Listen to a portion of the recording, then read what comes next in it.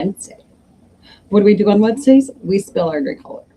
Anyway, um, we read short stories and we attempt to entertain ourselves and other people. So we're going to do that again tonight. And I'm kind of excited about tonight because we have another new to me author. I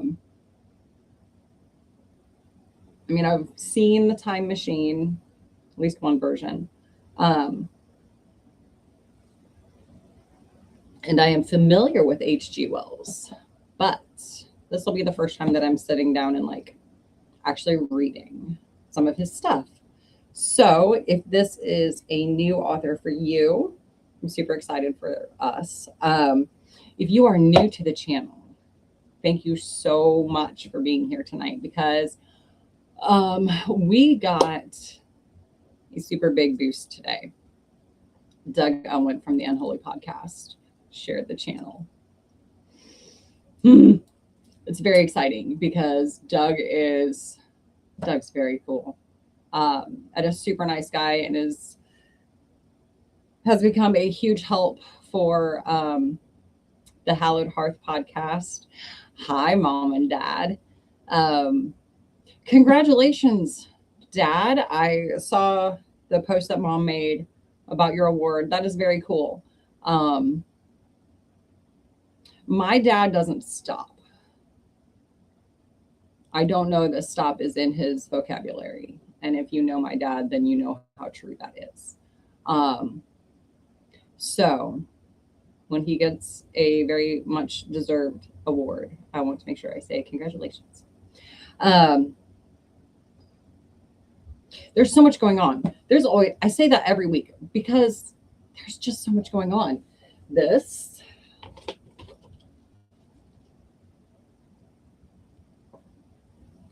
is my script for Saturday. All the different scenes that we are shooting for Written in the Dark.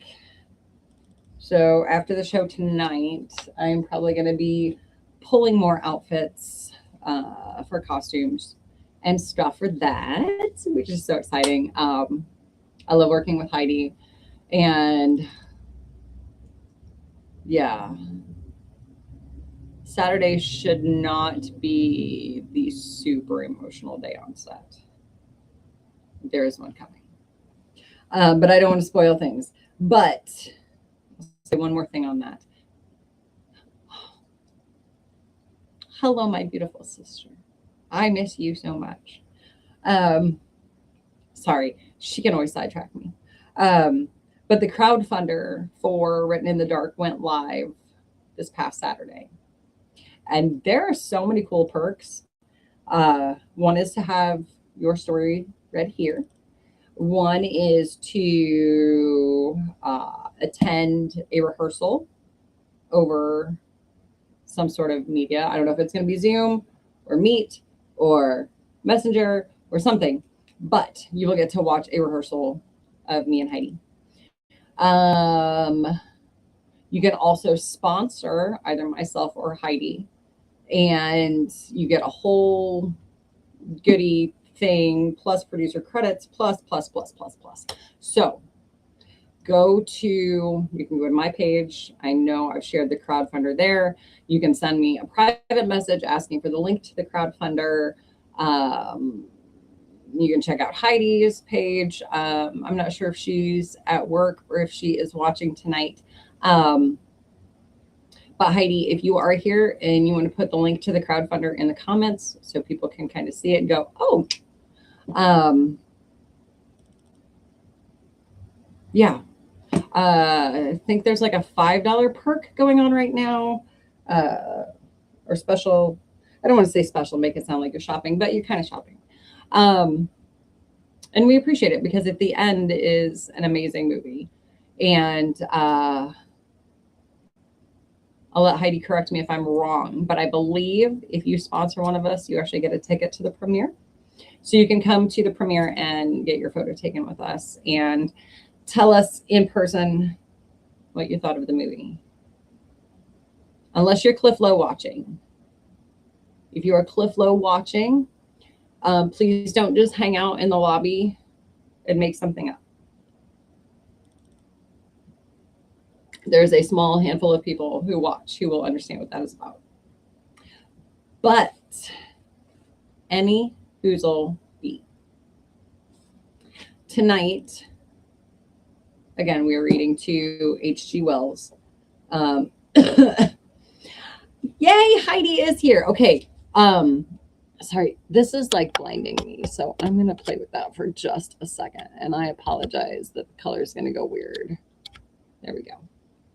Sorry, just blinding me. So we got, hopefully we're going to get through both stories tonight. We'll see how long the first one lasts. But if you guys don't mind hanging out, we'll read both. And we'll kind of talk about them. And I hope you guys will enjoy them. So the first one is called The Man Who Could Work Miracles. Oh, did we talk about what I spilled on myself? This is a cherry ale one.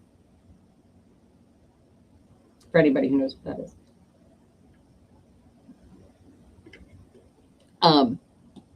Yeah. So that is for the fox. But yeah, we're gonna read our stories now. Sorry. Sidetracked. Back on it. Thank you guys so much for being here. It is doubtful whether the gift was innate. For my own part, I think it came to him suddenly. Indeed, until he was 30, he was a skeptic and did not believe in miraculous powers.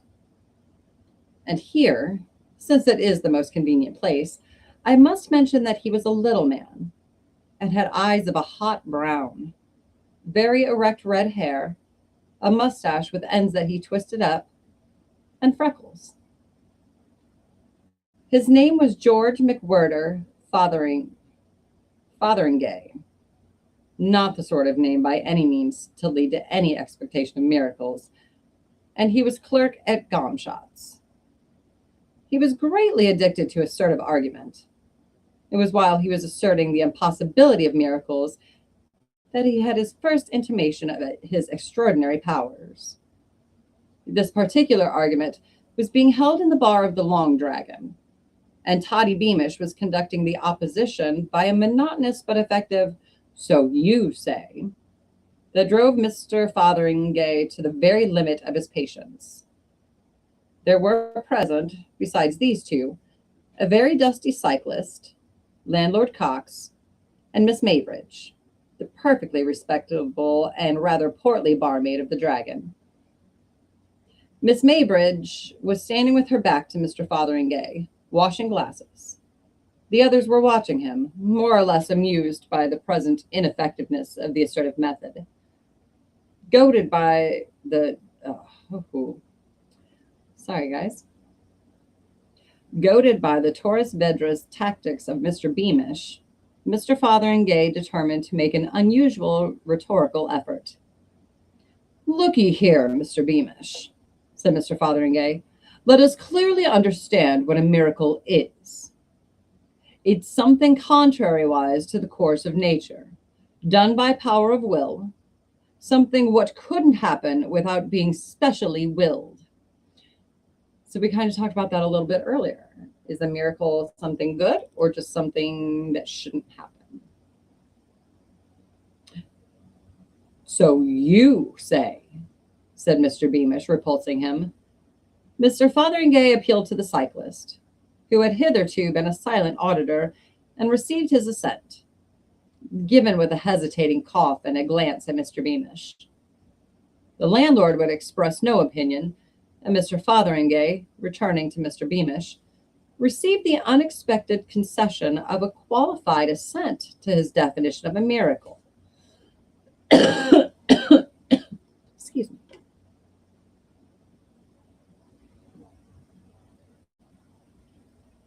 "For instance," said Mr. Fotheringay, greatly encouraged, "here would be a miracle. That lamp, in the natural course of nature, couldn't burn like that upsy down, could it, Beamish?" "You say it couldn't," said Beamish.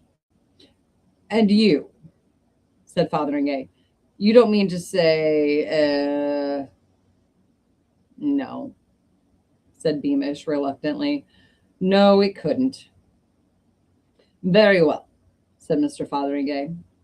Then here comes someone, as it may be me, along here, and stands it as it might be here, and says to that lamp, as I might do, collecting all my will, turn upside down without breaking, and go on burning steady, and hello! It was enough to make anyone say hello. The impossible, the incredible, was visible to them all. The lamp hung inverted in the air, burning quietly with its flame pointing down.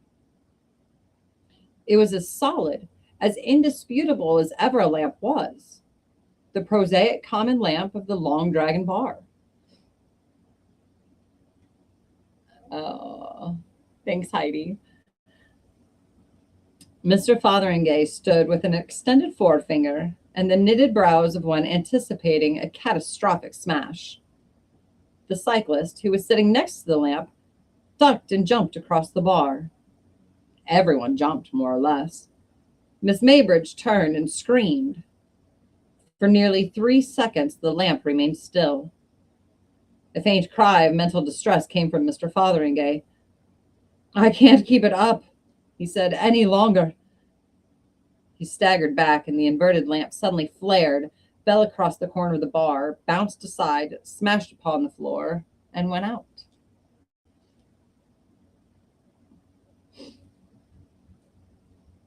Hello, Todd the Fox music.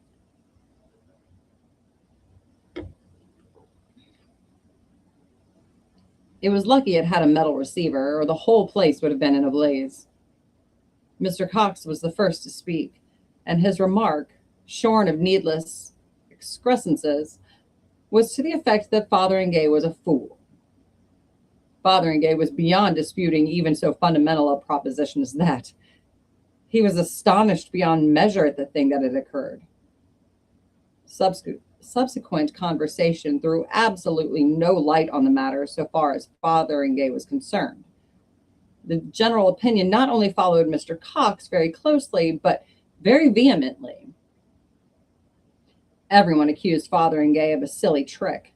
It presented him to himself as a foolish destroyer of comfort and security.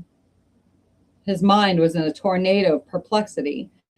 He was himself inclined to agree with them, and he made a remarkably ineffectual opposition to the proposal of his departure. He went home, flushed and heated, coat collar crumpled, eyes smarting and ears red. He watched each of the 10 street lamps nervously as he passed it. It was only when he found himself alone in his little bedroom in Church Row that he was able to grapple seriously with the memories of this occurrence and ask, what on earth happened? He had removed his coat and boots and was sitting on the bed with his hands in the pockets, repeating the text of his defense for the 17th time. I didn't want the confounded thing to upset. When it occurred to him that at the precise moment he had said the commanding words, he had inadvertently willed the thing he said, and that when he had seen the lamp in the air, he had felt that it depended on him to maintain it there, without being clear how this was to be done. He had not a particularly complex mind, or he might have stuck for a time at that inadvertently willed, embracing as it does the abstrusest problems of voluntary action. But as it was, the idea came to him with a quite acceptable haziness. And from that, following, as I must admit, no clear logical path, he came to the test of experiment. He pointed resolutely to his candle and collected his mind, though he felt he did a foolish thing. Be raised up, he said. But in a second, that feeling vanished. The candle was raised, hung in the air one giddy moment, and as Mr. Fotheringay gasped, fell with a smash on his toilet table, leaving him in darkness save for the expiring glow of its wick. original Matilda.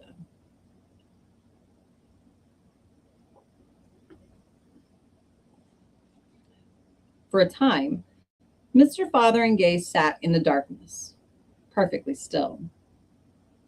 It did happen after all, he said. And how am I to explain it?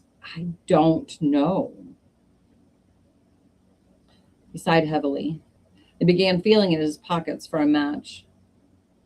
He could find none, and there'd be a match in that hand, he said. He felt some light object fall across his palm, and his fingers closed upon a match. After several ineffectual attempts to light this, he discovered it was a safety match. He threw it down, and then it occurred to him he might have willed it lit. He did, and perceived it burning in the midst of his toilet table mat. He caught it up hastily, and it went out. His perception of possibilities enlarged, and he felt for and replaced the candle in its candlestick.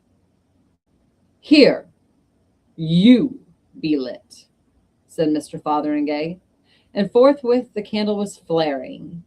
He saw a little black hole in the toilet cover, with a wisp of smoke rising from it.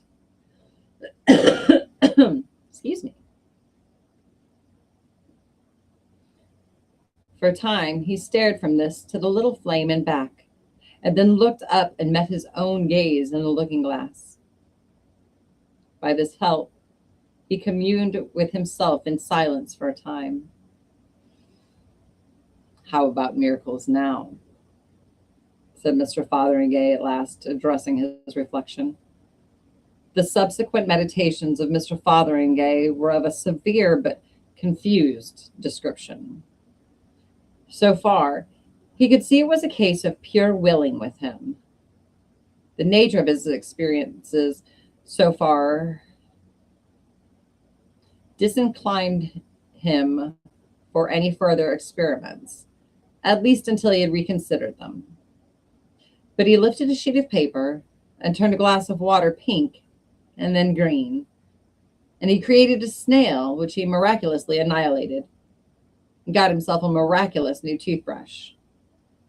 Somewhere in the small hours, he had reached the fact that his willpower must be of a particularly rare and pungent quality, a fact of which he had indeed had inklings before, but no certain assurance. The scare and perplexity of his first discovery was now qualified by pride in this evidence of singularity and by vague intimations of advantage. He became aware that the church clock was striking 1, and it did not occur to him that his daily duties at Gomshott's might be miraculously dispensed with. He resumed undressing in order to get to bed without further delay. As he struggled to get his shirt over his head, he was struck with a brilliant idea. Let me be in bed, he said, and found himself so. Undressed, he stipulated, and finding the sheets cold, added hastily, and in my nightshirt. Oh, in a nice soft woolen nightshirt. Ah, he said with immense enjoyment. And now let me be comfortably asleep. Would that I could. Oh, can you imagine that one? Even if I had to do everything else, I could just will myself to sleep like that. Are you guys enjoying it so far? Good. He woke at his usual hour and was pensive all through breakfast, wondering whether his overnight experience might not be a particularly vivid dream. At length, his mind turned again to cautious experiments. For instance, he had 3 eggs for breakfast. 2 his landlady had supplied, good, but shoppy. And 1 was a delicious fresh goose egg, laid, cooked, and served by his extraordinary will. He hurried off to Gomshott's in a state of profound but carefully concealed excitement, and only remembered the shell of the 3rd egg when his landlady spoke of it that night. All day he could do no work because of this astonishing new self-knowledge. But this caused him no inconvenience because he made up for it miraculously in his last 10 minutes. Of course he did. As the day wore on, his state of mind passed from wonder to elation, albeit the circumstances of his dismissal from the Long Dragon were still disagreeable to recall, and a garbled account of the matter that had reached his colleagues led to some badinage. Badinage? I don't know. It was evident he must be careful how he lifted frangible articles. But in other ways, his gift promised more and more as he turned it over in his mind. He intended, among other things, to increase his personal property by unostentatious acts of creation. He called into existence a pair of very splendid diamond studs and hastily annihilated them again as young Gomshot came across the counting house to his desk. He was afraid young Gomshot might wonder how he had come by them. He saw quite clearly the gift required caution and watchfulness in its exercise, but so far as he could judge the difficulties attending its mastery,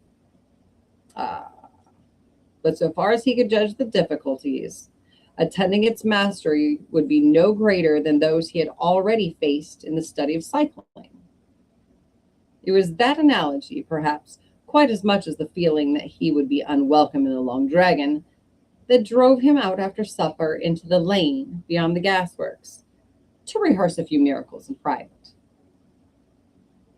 There was possibly a certain want of originality in his attempts, for, apart from his willpower, Mr. Fotheringay was not a very exceptional man. The miracle of Moses' rod came to his mind, but the night was dark and unfavorable to the proper control of large miraculous snakes. Okay, good. Yes.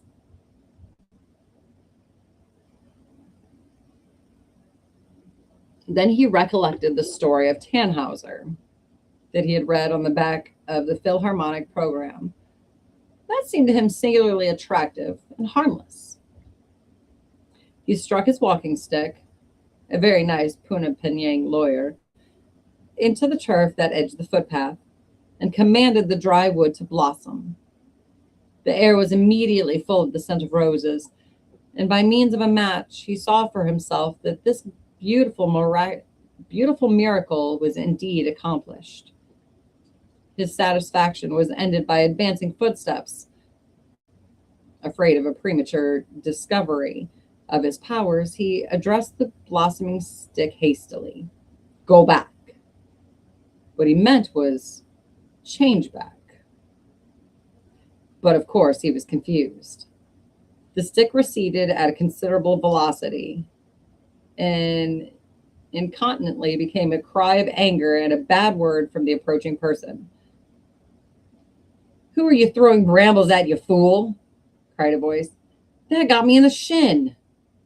Oh, I'm sorry, old chap, said Mr. Fotheringay, and then, realizing the awkward nature of the explanation, caught nervously at his mustache.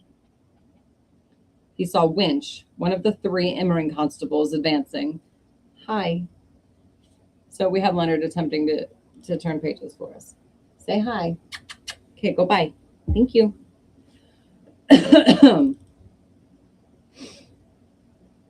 What do you mean by it? Asked the constable. Hello, it's you, isn't it? The gent that broke the lamp at the Long Dragon? Oh, I don't mean anything by it, said Mr. Fotheringay. Nothing at all. What do you do it for, then? Bother, said Mr. Fotheringay. Bother, indeed. Do you know that stick hurt? What do you do it for, eh? But the moment Mr. Fotheringay could not think what he had done it for. His silence seemed to irritate Mr. Winch. You've been assaulting the police, young man, this time. That's what you've done.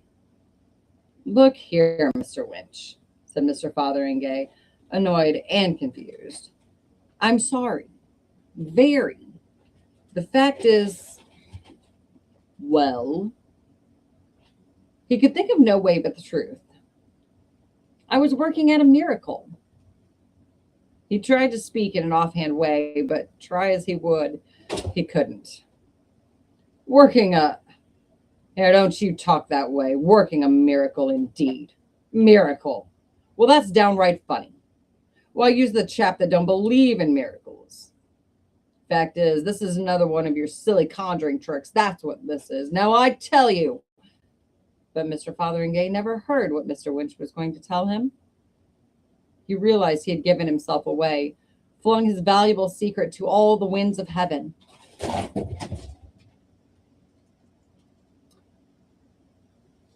Sorry. Yeah. Leonard just attacked a bag and scared himself. A violent gust of irritation swept him to action. He turned on the constable swiftly and fiercely. Here, he said, I've had enough of this, I have. I'll show you a silly conjuring trick, I will. Go to Hades. Go, now. He was alone. Mr. Fotheringay performed no more miracles that night, nor did he trouble to see what had become of his flowering stick. He returned to the town, scared and very quiet, and went to his bedroom. Lord, he said, it's a powerful gift, an extremely powerful gift. I didn't hardly mean as much as that. Not really. I wonder what Hades is like. He sat on the bed, taking off his boots. Struck by a happy thought, he transferred the constable to San Francisco, and without any more interference with normal causation, went soberly to bed. In the night, he dreamt of the anger of Winch. The next day, Mr. Fotheringay heard two interesting items of news. Someone had planted a most beautiful climbing rose against the elder Mr. Gomshot's private house in the Lullaborough Road, and the river as far as Rawlings Mill was to be dragged for Constable Winch. Mr. Fotheringay was abstracted and thoughtful all that day, and performed no miracles except certain provisions for Winch, and the miracle of completing his day's work with punctual perfection, in spite of all the bee swarm of thoughts that hummed through his mind. And the extraordinary abstraction and meekness of his matter was remarked by several people, and made a matter for jesting. For the most part, he was thinking of Winch.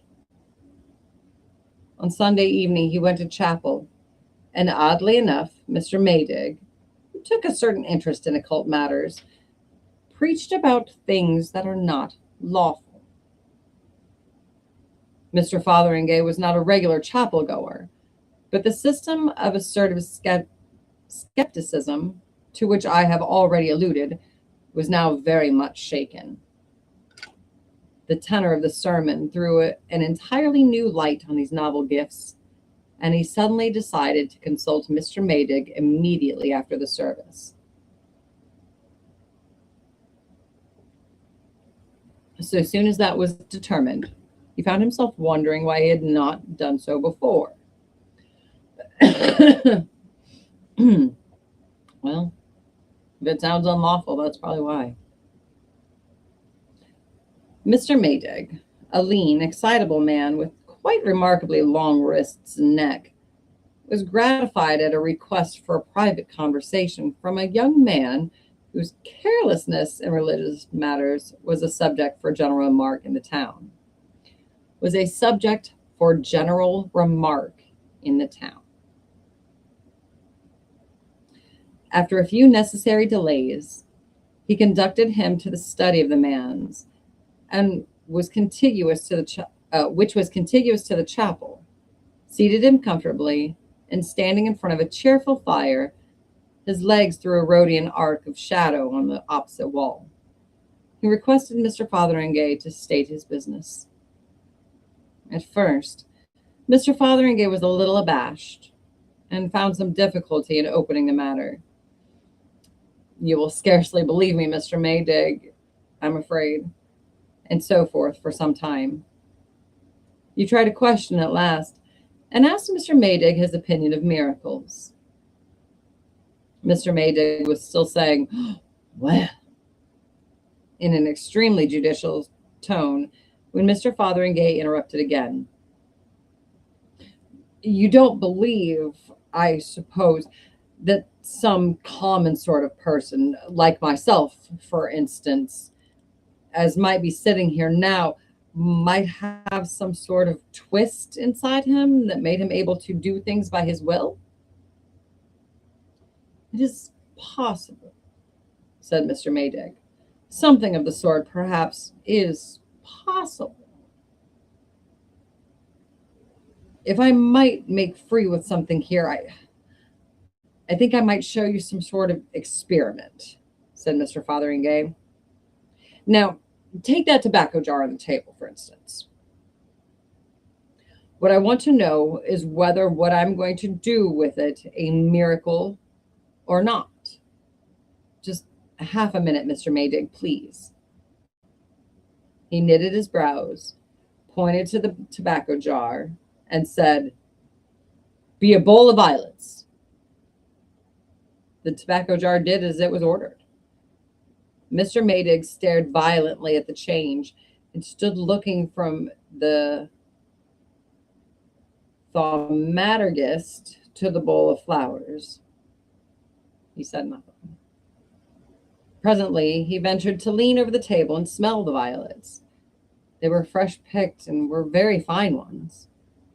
Then he stared at Mr. Fotheringay again. How did you do that? He asked. Mr. Fotheringay pulled his mustache. Just told it, and there you are. Is that a miracle, or is it black art, or what is it? And what do you think's the matter with me? That's what I want to ask. It's a most extraordinary occurrence. And this day last week, I knew no more that I could do things like that than you did. It came quite sudden. Something odd about my will, I suppose, and that's as far as I can see. Is that the only thing? Could you do other things besides that? Lord, yes, said Mr. Fotheringay. Just anything. He thought, and suddenly recalled a conjuring entertainment he had seen. Here, he pointed. Change into a bowl of fish. No, not that. Change into a glass bowl of water with goldfish swimming in it. That's better. You see that, Mr. Maydig? It's astonishing. It's incredible. You are either a most extraordinary, but no.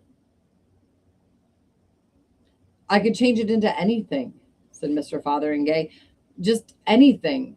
Here, be a pigeon, will you? In another moment, a blue pigeon was fluttering around the room and making Mr. Maydig duck every time it came near him. Stop there, will you? Said Mr. Fotheringay, and the pigeon hung motionless in the air. I could change it back into a bowl of flowers, he said, after replacing the pigeon on the table. I expect you will want your pipe in a bit, he said, and restored the tobacco jar. Mr. Maydig had followed all these later changes in a sort of ejaculatory silence. He stared at Mr. Fotheringay, and in a very gingerly manner picked up the tobacco jar, examined it, replaced it on the table. Well, was the only expression of his feelings. Now, after that, it's easier to explain what I came about, said Mr. Fotheringay, and proceeded to a lengthy and involved narrative of his strange experiences, beginning with the affair of the lamp and the long dragon, complicated by persistent allusions to Winch. As he went on, the transient pride Mr. Maydig's consternation had caused passed away. He became the very ordinary Mr. Fotheringay of everyday intercourse again. Mr. Maydig listened intently, the tobacco jar in his hand, and his bearing changed also with the course of the narrative. Presently, while Mr. Fotheringay was dealing with the miracle of the third egg, the minister interrupted with a fluttering extended hand. It is possible, he said. It is credible. It is amazing, of course, but it reconciles a number of amazing difficulties. The power to work miracles is a gift, a peculiar quality like genius or second sight. Hitherto, it has come very rarely and to exceptional people. But in this case, I've always wondered at the miracles of Muhammad and at Yogi's miracles and the miracles of Madame Blavatsky. But of course, yes, it is simply a gift. It carries out so beautifully the arguments of that great thinker. Mr. Maydig's voice sank. His Grace, the Duke of Argyll. Here we plumb some profounder law, deeper than the ordinary laws of nature. Yes, yes, go on, go on. Mr. Fotheringay proceeded to tell all of his misadventure with Winch, and Mr. Maydig, no longer overawed or scared, began to jerk his limbs about and interject astonishment. It's this what troubled me most, proceeded Mr. Fotheringay. It's this I'm most midgetly in want of advice for. Of course he's at San Francisco, wherever San Francisco may be, but of course it's awkward for both of us, as you'll see, Mr. Maydig. I don't see how he can understand what has happened, and I dare say he's scared and exasperated something tremendous and trying to get back at me. I dare say he keeps on starting off to come here. I send him back by a miracle every few hours when I think of it. And of course, that's the thing he won't be able to understand, and it's bound to annoy him. And of course, if he takes a ticket every time, it will cost him a lot of money. I done the best I could for him, but of course, it's difficult to put himself in my place. I thought afterwards that his clothes might have got scorched, if Hades is all it's supposed to be before I shifted him. In that case, I suppose they'd have locked him up in San Francisco. Of course, I willed him a new suit of clothes on him directly I thought of it. But you see, I'm already in a deuce of a tangle. Mr. Maydig looked serious.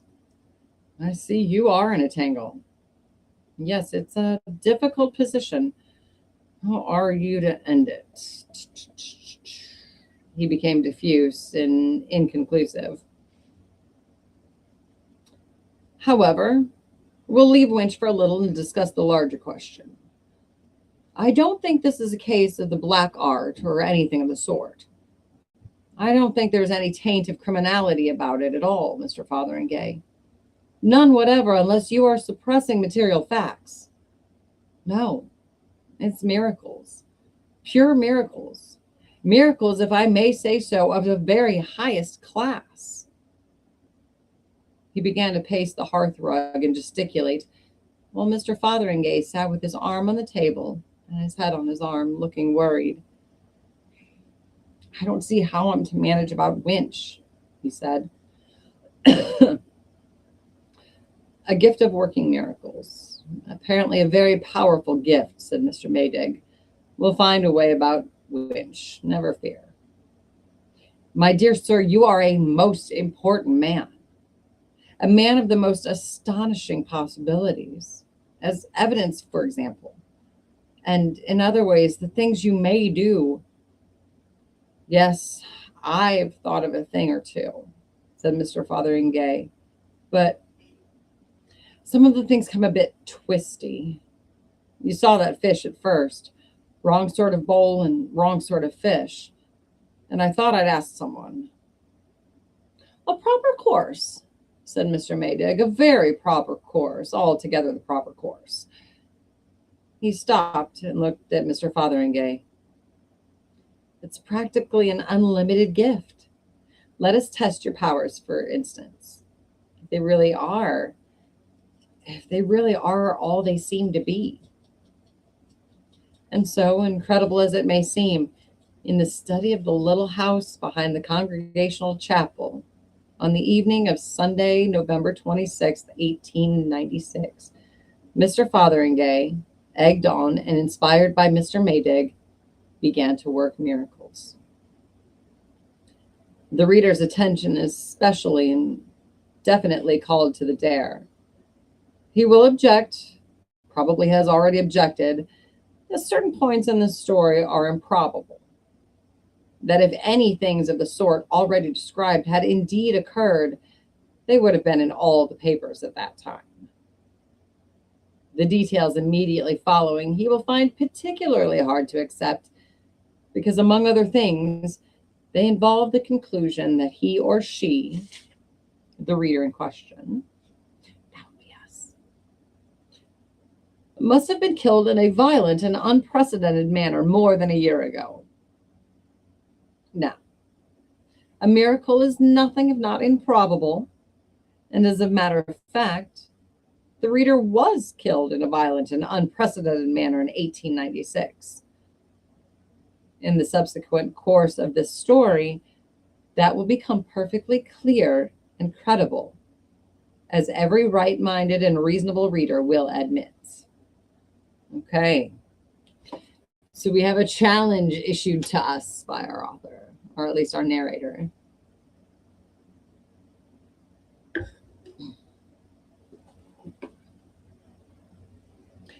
But this is not the place for the end of the story, being but little beyond the hither side of the middle. Excuse me. And at first, the miracles worked by Mr. Fotheringay were timid little miracles. Little things with the cups and parlor fitments, as feeble as the miracles of theosophists. And feeble as they were received with awe by his collaborator. He would have preferred to settle the winch business out of hand, but Mr. Maydig would not let him. But after they had worked a dozen of these domestic trivialities, their sense of power grew. Their imagination began to show signs of stimulation, and their ambitions enlarged. Their first larger enterprise was due to hunger and the negligence of Mrs. Minchin, Mr. Maydig's housekeeper. Although, I don't know if it's an intention. I probably would have just left them alone.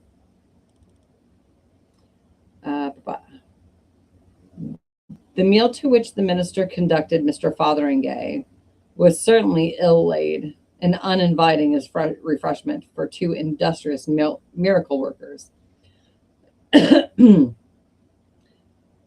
But they were seated, and Mr. Maydig was descanting in sorrow rather than in anger upon his housekeeper's shortcomings, before it occurred to Mr. Fotheringay that an opportunity lay before him.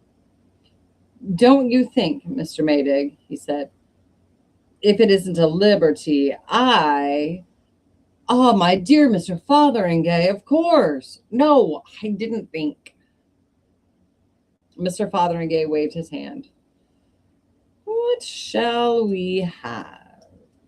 he said in a large, inclusive spirit, and at Mr. Maydig's order revised the supper very thoroughly. "As for me," he said, eyeing Mr. Maydig's selection, "I am always particularly fond of a tankard of stout and a nice Welsh rarebit, and I'll order that. I ain't much given to Burgundy." And forthwith, stout and Welsh rarebit promptly appeared at his command. They sat long at their supper, talking like equals, as Mr. Fotheringay presently perceived, with a glow of surprise and gratification, of all the miracles they would presently do.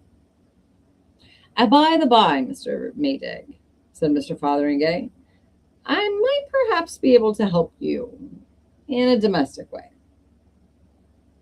"Don't quite follow," said Mr. Maydig, pouring out a glass of miraculous old Burgundy. Mr. Fotheringay helped himself to a second Welsh rarebit out of vacancy and took a mouthful.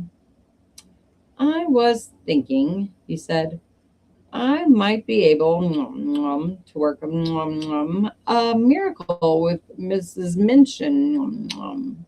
make her a better woman? Mr. Maydig put down the glass and looked doubtful. She strongly objects to interference, Mr. Fotheringay. And as a matter of fact, it's well past 11 and she's probably in bed and asleep. Don't you think, on the whole, Mr. Fotheringay considered these objections? I don't see that it shouldn't be done in her sleep. So she's just going to wake up a different person? I don't know that I'm okay with that. I'm not really okay with that. For a time, Mr. Maydig opposed the idea, and then he yielded. Mr. Fotheringay issued his orders, and a little less at their ease, perhaps, the two gentlemen proceeded with their repast. Mr. Maydig was enlarging on the changes he might expect in his housekeeper next day, with an optimism that seemed even to Mr. Fotheringay's supper senses a little forced and hectic, when a series of confused noises from upstairs began. Yeah. Their eyes exchanged interrogations, and Mr. Maydig left the room hastily. Mr. Fotheringay heard him calling up to his housekeeper, and then his footsteps going softly up to her. In a minute or two, the minister returned, his step light, his face radiant. Wonderful, he said. Just touching, most touching. He began pacing the hearthrug. A repentance, a most touching repentance through the crack of the door, poor woman. A most wonderful change. She had got up. She must have got up at once. She had got up out of her sleep to smash a private bottle of brandy in her box. And to confess it, too. But this gives us, it opens a most amazing vista of possibilities. If we can work this miraculous change in her, the thing's unlimited, seemingly, said Mr. Fotheringay.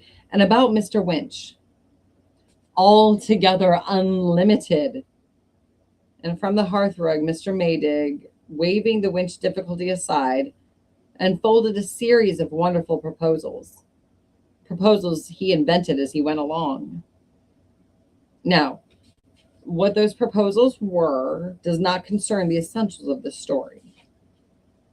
To suffice it to say that they were designed in a spirit of infinite benevolence, a sort of benevolence that used to be called postprandial. Postprandial? Suffice it, too, that the problem of Winch remained unsolved. Why doesn't he doesn't have to, okay, is they're working together now? I'll answer my own questions. Who is still here? Hi. I can't see the numbers. But say hey if you're here so I know you're sticking with us. This is a long one. Now, nor is it necessary to describe how far that series got to its fulfillment. There were astonishing changes.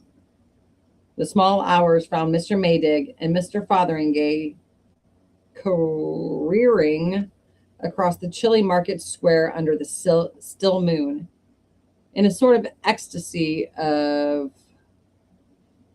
thaumaturgy. Mr. Maydig all flap and gesture, Mr. Fotheringay short and bristling, and no longer abashed at his greatness. They had reformed every drunkard in the parliamentary division, changed all the beer and alcohol to water. Mr. Maydig had overruled Mr. Fotheringay on this point. They had, further, greatly improved the railway communications of the place, drained Flinders Swamp, improved the soil of One Tree Hill, and cured the vicar's wart. And they were going to see what could be done with the injured pier at Southbridge. The place, gasped Mr. Maydig, won't be the same place tomorrow. How surprised and thankful everyone will be. And just at that moment, the church clock struck 3. I say, said Mr. Fotheringay, that's 3 o'clock. I must be getting back. I've got to be at business by 8. And besides, Mrs. Wims, we're only beginning, said Mr. Maydig, full of the sweetness of unlimited power. We're only beginning. Think of all the good we're doing. When people wake. But, said Mr. Fotheringay. Mr. Maydig gripped his arm suddenly. His eyes were bright and wild. My dear chap, he said, there's no hurry. Look. He pointed to the moon at the zenith. Joshua. Joshua? Said Mr. Fotheringay. Joshua, said Mr. Maydig. Why not? Stop it. Mr. Fotheringay looked at the moon. That's a bit tall, he said after a pause. Why not? Said Mr. Maydig. Of course it doesn't stop. You stop the rotation of the earth, you know. Time stops. It isn't as if we were doing harm. Said Mr. Fotheringay. Well, he said, I'll try. Here. He buttoned up his jacket and addressed himself to the habitable globe, with as good an assumption of confidence as lay in his power. Just stop rotating, will you? Said Mr. Fotheringay. Incontinently, he was flying head over heels through the air at the rate of dozens of miles a minute. Aha! In spite of the innumerable circles he was describing per second, he thought, for thought is wonderful, sometimes as sluggish as flowing pitch, sometimes as instantaneous as light. He thought in a second and willed, let me come down safe and sound. Whatever else happens, let me down safe and sound. He willed it only just in time, for his clothes, heated by his rapid flight through the air, were already beginning to singe. He came down with a forcible, but by no means injurious, bump in what appeared to be a mound of fresh turned earth. A large mass of metal and masonry, extraordinarily like the clock tower in the middle of the market square, hit the earth near him, ricocheted over him, and flew into stonework, bricks, and cement like a bursting bomb. A hurtling cow hit one of the larger blocks and smashed like an egg.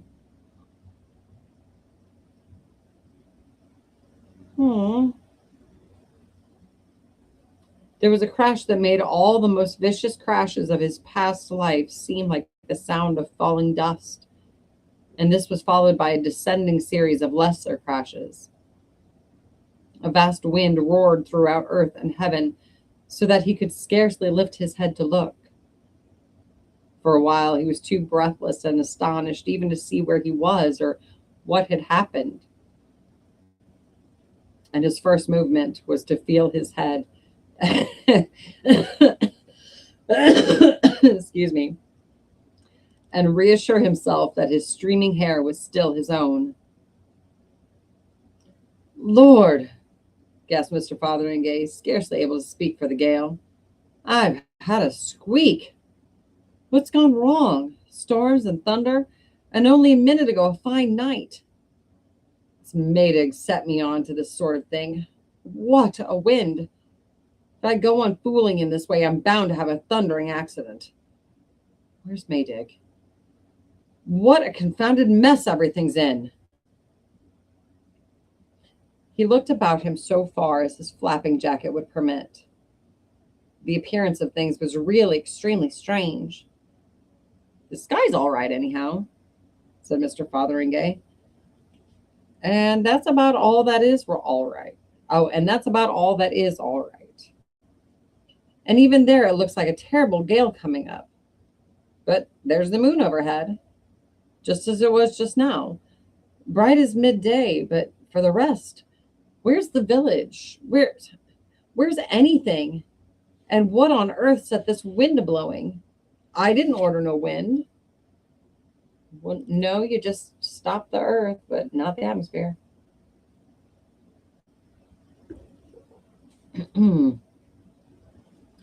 Mr. Fotheringay struggled to get to his feet in vain, and after one failure remained on all fours, holding on. He surveyed the moonlit world to leeward, with the tails of his jacket streaming over his head. There's something seriously wrong, said Mr. Fotheringay, and what it is, goodness knows. Far and wide, nothing was visible in the white glare through the haze of dust that drove before a screaming gale, but tumbled masses of earth and heaps of inchoate ruins. No trees, no houses, no familiar shapes, only a wilderness of disorder. Vanishing at last into the darkness beneath the whirling columns and streamers, the lightnings and thunderings of a swiftly rising storm. Near him in the livid glare was something that might once have been an elm tree, a smashed mass of splinters, shivered from bough to base. And further, a twisted mass of iron girders, only too evidently the viaduct, rose out of the piled confusion. You see, when Mr. Fotheringay had arrested the rotation of the solid globe, he had made no stipulation concerning the trifling movables upon its surface. And the earth spins so fast that the surface at its equator is traveling at rather more than 1,000 miles an hour. And in these latitudes at more than half that pace. So that the village and Mr. Maydig and Mr. Fotheringay and everybody and everything had been jerked violently forward at about 9 miles per second. That is to say, much more violently than if they'd been fired out of a cannon. Huh. And every human being, every living creature, every house and every tree, all the world as we know it, had been so jerked and smashed and utterly destroyed. That was all. These things Mr. Fotheringay did not, of course, fully appreciate. But he perceived that his miracle had miscarried. And with that, a great disgust of miracles came upon him. He was in a darkness now, for the clouds had swept together and blotted out all his momentary glimpse of the moon, and the air was full of fitful, struggling, tortured wraiths of hail. A great roaring of wind and waters filled earth and sky, and peering under his hand through the dust and sleet to windward, he saw by the play of lightnings a vast wall of water pouring towards him. "Maydig!" screamed Mr. Fotheringay's feeble voice among the elemental uproar. "Here! Maydig!" "Stop!" cried Mr. Fotheringay to the advancing water. "Oh, for goodness sake, stop!" "Just a moment," said Mr. Fotheringay to the lightnings and thunder. "Stop just a moment while I collect my thoughts." "And now what shall I do?" he said. "What shall I do? Lord, I wish Maydig was about." "I know," said Mr. Fotheringay, "and for goodness sakes, let's have it right this time." He remained on all fours, leaning against the wind, very intent to have everything right. "Ah," he said, "let nothing what I'm going to order happen until I say off. Lord, I wish I'd thought of that before." He lifted his little voice against the whirlwind, shouting louder and louder in the vain desire to hear himself speak it. "Now then, here goes. Mind about that what I said just now. In the first place, when all I've got to say is done, let me lose my miraculous power. Let my will become just like anybody else's will, and all those dangerous miracles be stopped. I don't like them. I'd rather I didn't work them, ever so much. That's the first thing. And the second is, let me be back just before the miracles began. Let everything be just as it was before that blessed lamp turned up. It's a big job, but it's the last. Have you got it? No more miracles. Everything as it was. Me back in Long Dragon just before I drank my half pint. That's it. Yes. He dug his fingers into the mold, closed his eyes, and said, off. Everything became perfectly still. He perceived that he was standing erect. So you say, said a voice. He opened his eyes.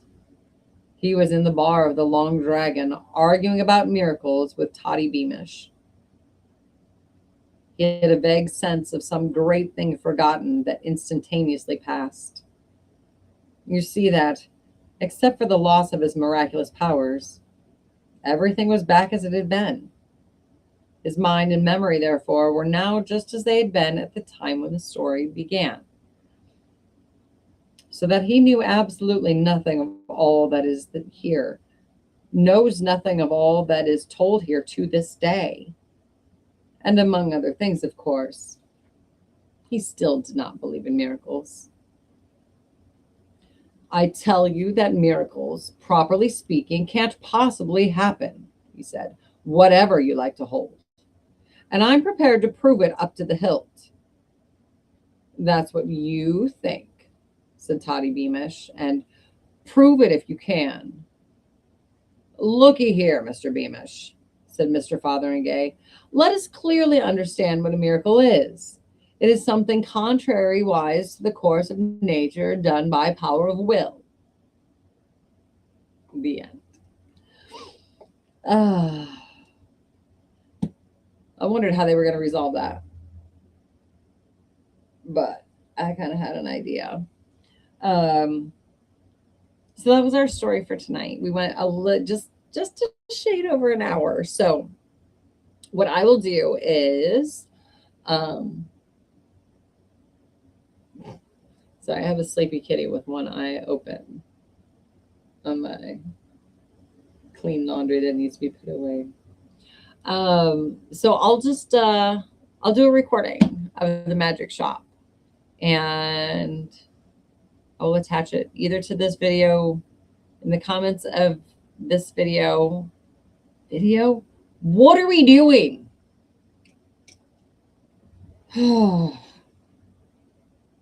But yes, I will record the magic shop. I will attach it somehow, somewhere. And yeah, then we can move on. Oh, one other thing I wanted to tell you guys about while I have you all. I'm sure you wonder why I gathered you here today. No, anyway, so I'm going to make September Producers Month. So if you bought a perk, which Nick Miles already has, so we'll make him the first Wednesday in September. So, yeah, and I'll make a little short for the Facebook, Heidi. But yeah, we'll do Producer Month in September. So get your perk, get a story to me, and we'll make September your guys' month. Yeah, beyond that, catch the Hallowed Hearth tomorrow night. We have Lisa from Cryptid Women's Society International, who's going to be joining us, who has interviewed us before. So we are going to turn the tables on her a little bit and find out her story and what she's up to these days. So thank you guys so much for hanging out with me on another Wednesday night. September stories, absolutely.